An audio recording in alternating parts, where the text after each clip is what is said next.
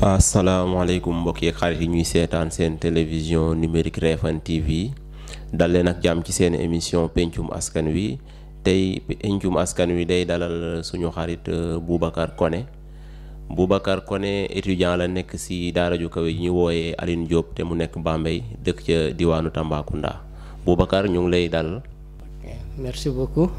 comme lu nga ko waxee maa ngi tudd Boubacar Koné nekk étudiant fii ci université Aline Diop de Bambey en même temps nekk membre SAC ISO Horizon 2022 donc SAC ISO mooy synergie des actions citoyennes université du Sénégal oriental Horizon 2022. voilà jërëjëf Boubacar comme ni nga ko waxee noonu tey dañuy waxtaane ci ñaari poñ benn poñ bi ci jiitu mooy jafe-jafe yi nga xamante ni ndongo yi nekk ci daara yu kawe yi te dëkk Tambacounda ñu ngi koy faral di jànkoonteel ci université yi beneen ba ca topp mooy problème mu université bu Sénégal oriental bi nga xamante ni tegoon nañ xeer wi ca Tambacounda depuis 2018 boobu ba léegi mel ni autorités yi waxatuñ ci. voilà donc question bi ma lay njëkk a laaj mooy Boubacar en tant que étudiant ñu gis ne étudiants yi nga xam ne dañuy jóge ci région yeneen yi di dem ci université yi dañ fay jànkoonteel ay problèmes yu méttee métti léegi ñu bëggoon a xam yan jafe-jafe ngeen di rencontrer wala ngeen di am ci daara yi bu ngeen fa nekkee. ok bon problème yi nga xam ne ñun étudiants di nga koy jànkoonte si dans les autres villes universités bëri na donc lu nga xam ne mooy gën a sonal mooy si wàllum logement. donc tey soo xoolee étudiant buy jugee Tamba ou bien jugee Kédougou di dem Dakar di jàng problème logement mooy koy sonal parce que souvent da ngay gis yeneen étudiant ñi dëkk ba ay Kër Massar jugee foofu dem jàng ba Fann donc aller retour bon souvent daam ñii di dépenser 1000 francs par jour donc soo xoolee mois chaque jour ngay dépenser 1000 francs déjà loolu dafa bëri déjà. donc même fekkee ne da ngay jàng sax mais aller retour bu ngay def chaque jour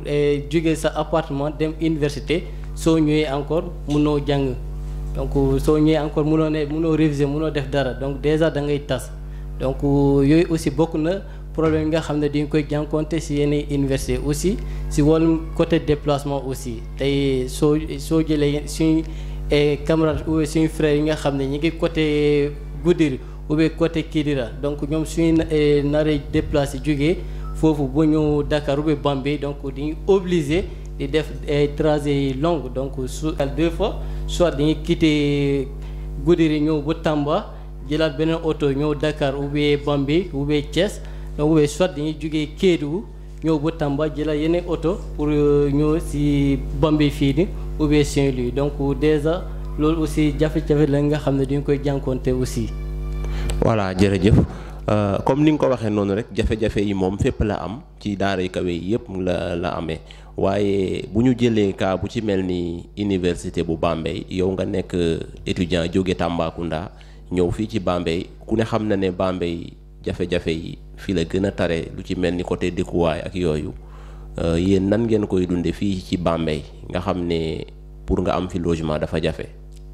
donc fii moom Bambey moom jafe-jafe yu bëri na parce que ñun mii nii sax bu ñu wax yow parce que fii Bambey pour benn chambre seulement donc c'est environ 35 000 francs 35 000 francs donc étudiant bu naree jël chambre 30 000 francs tax yow amoo bourse amoo ku lay jàppale donc soo ñëwee sa jàng du mun dem kanam donc tu es obligé di abandonner sa jàng bi dem toog ou bien parce que bon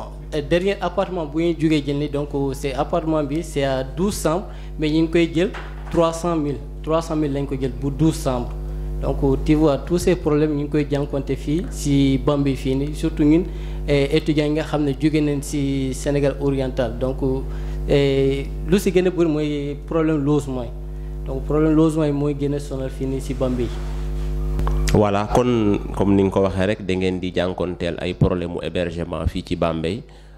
beneen laaj bi ma la bëggoon laaj rek mooy autorité yi nga xamante ni ñoo nekk ci région Tamba est-ce que autorité yooyu ñu ci mel ni maire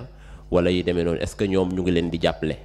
bon Tamba moom benn autorité rek mooy ñu jàppale mooy mairie bi. mairie bi rek mooy jox chaque année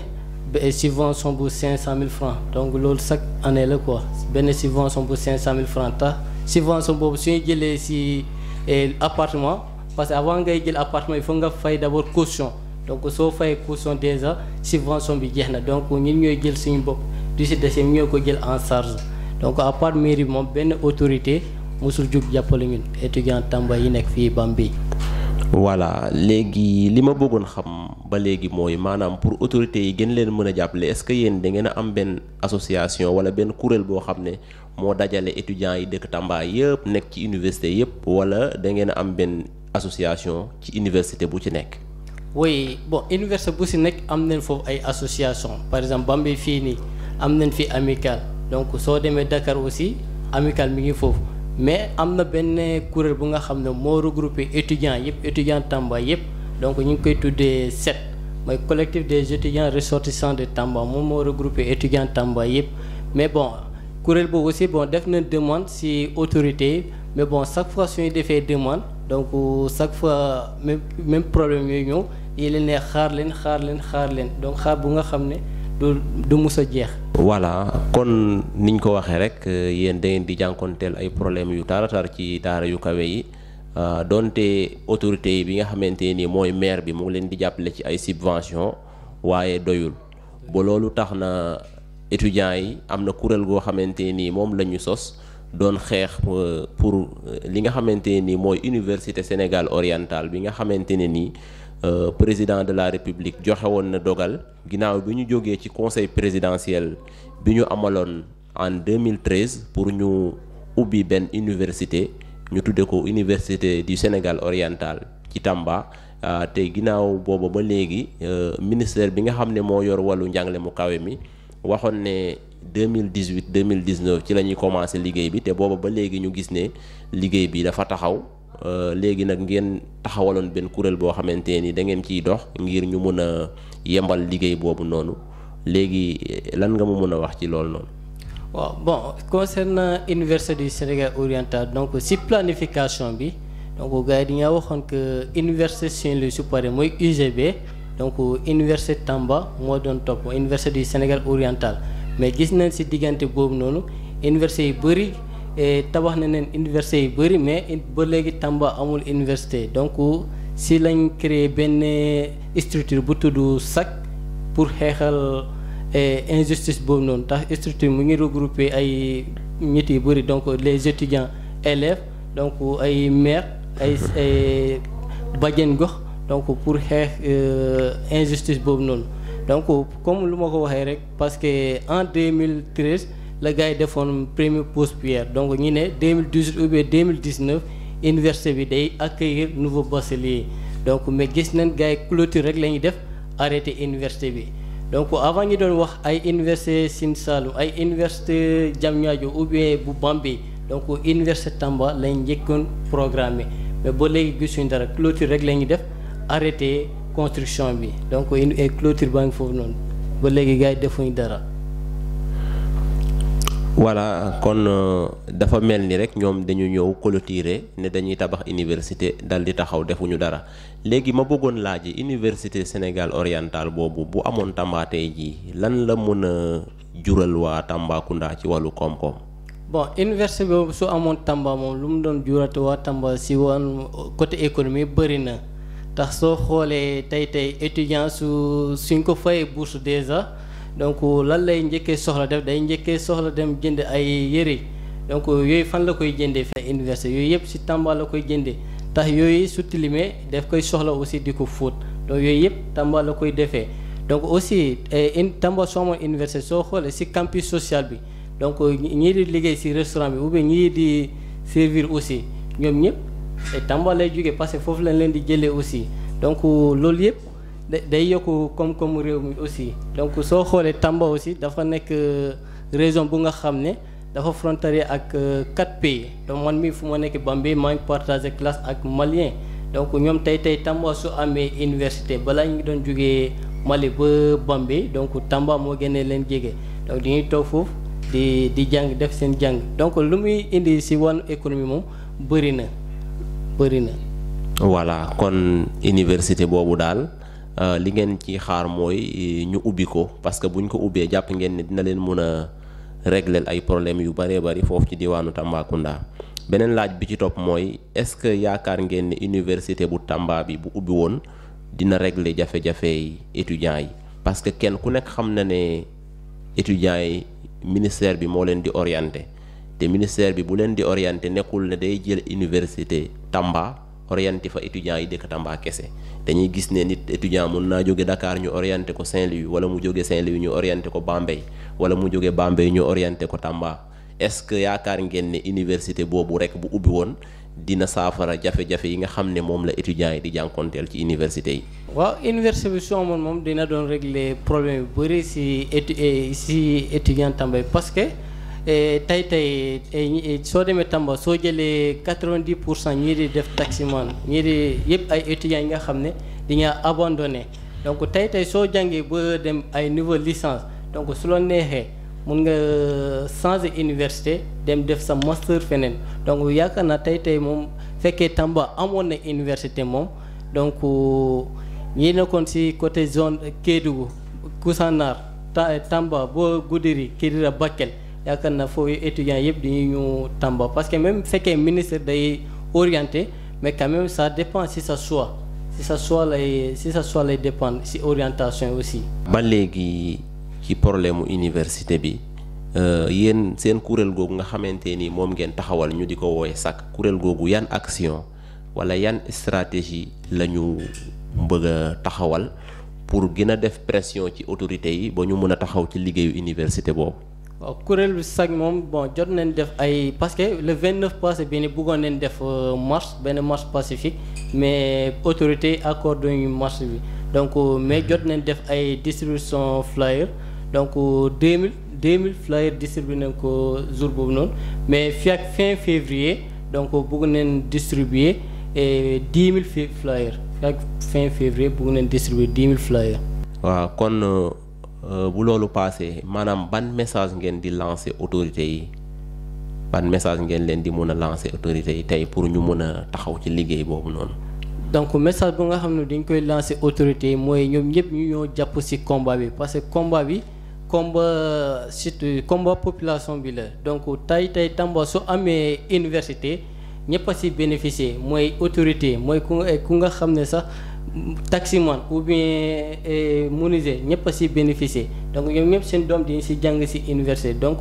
loolu message boobu laa am pour lancer autorité ñoom ñëpp ñu ñëw jàpp si combat bi pour que Tamba mun am université. waaw jërëjëf Boubacar yaakaar naa ne